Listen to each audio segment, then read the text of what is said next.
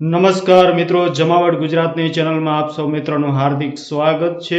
મિત્રો, આજે વાવાઝોડા વિશે વાત કરીશું। જે રીતે ચર્ચાઓ ચાલી રહી છે સોશિયલ મીડિયા ઉપર, વાવાઝોડું બનશે કે નહીં બને એની, અને અલગ અલગ મોડેલો, અલગ અલગ અરબી સમુદ્ર હોય કે બંગાળની ખાડી હોય, એક મોડલ છે એ અરબી સમુદ્રમાં બતાવતું હોય છે, બીજું મોડલ છે એ બંગાળની ખાડીમાં બતાવતું હોય છે।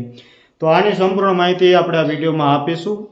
તે પહેલાં જે પણ નવા મિત્રો જોડાવ તે ચેનલને સબસ્ક્રાઇબ કરી બેલ આઇકન જરૂરથી ઓન કરી લેજો। વધુમાં વધુ વિડીયોને શેર કરજો, લાઇક કરજો અને કમેન્ટ કરવાનું ભૂલતા નહીં।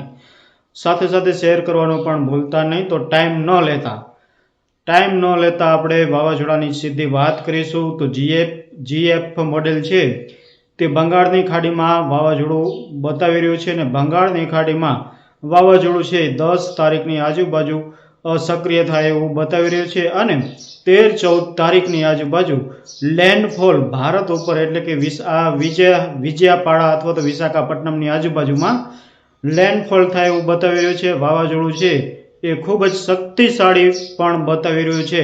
તો હવે મોડેલ જે બતાવે છે એ સાચું પડશે કે નહીં એ તો રોજે રોજની પડની જે માહિતી હશે તે આપીશું। સાથે સાથે અરબી સમુદ્રમાં પણ એક સિસ્ટમ બતાવી રહી છે, જે વાવાઝોડું તો નથી બતાવી રહી, પરંતુ એક સિસ્ટમ અરબી સમુદ્રની અંદર પણ બને તેવી શક્યતાઓ દેખાઈ રહી છે। અને અરબી સમુદ્રની સિસ્ટમ છે એ પણ ગુજરાત સુધી આવશે કે નહીં તે તો આવનારા દિવસોમાં ખબર પડશે, પરંતુ એવું લાગી રહ્યું છે 15 તારીખ પછી અરબી સમુદ્ર છે તે પણ સક્રિય થાય અને અરબી સમુદ્રમાં પણ એક સિસ્ટમ બને, અને એ સિસ્ટમ છે એ કદાચ ઉપર મહારાષ્ટ્ર બાજુ આવે તો પણ ગુજરાતને જરૂરથી લાભ દેતી હોય છે। એમાં ખાસ કરીને સૌરાષ્ટ્રના જે દરિયાકાંઠાના વિસ્તારો છે તેમાં લાભ દેતી હોય છે। તો એની પણ માહિતી આપણે હાલ આપતા રહીશું, પણ હાલ એવું લાગી રહ્યું છે કે બે દરિયામાંથી કોઈ પણ એક દરિયામાં વાવાઝોડું જરૂરથી બને તેવી શક્યતાઓ દેખાઈ રહી છે, અને એ વાવાઝોડું છે એ પણ હેવી વાવાઝોડું બને તેવી શક્યતાઓ હાલ અત્યારે જોવા મળી રહી છે।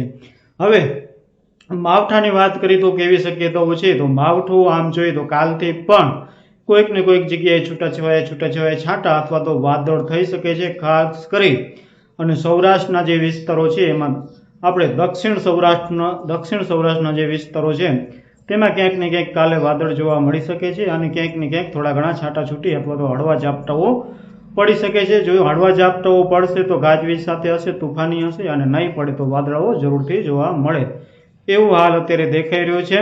સાથે સાથે આપણે દક્ષિણ ગુજરાતની જે વાત કરીએ તો દક્ષિણ ગુજરાતના પણ કોઈક ને કોઈક વિસ્તારમાં જરૂરથી માવઠો થાય એવું શક્યતાઓ દેખાઈ રહી છે। હળવા છાંટાઓ થાય અથવા તો હળવું ઝાપટું પડે, અથવા તો પછી એવું પણ બને જેમ અત્યારે રાજસ્થાનની અંદર કોઈક વિસ્તારોમાં જ્યાં પડી રહ્યા છે એમાં કરા સાથે વરસાદ પડી રહ્યો છે, એટલે કરા સાથે વરસાદ પડી રહ્યો છે તેવું પણ બને, ક્યાંક ને ક્યાંક કરા પણ પડી શકે છે, પણ શક્યતાઓ બહુ ઓછી દેખાઈ રહી છે।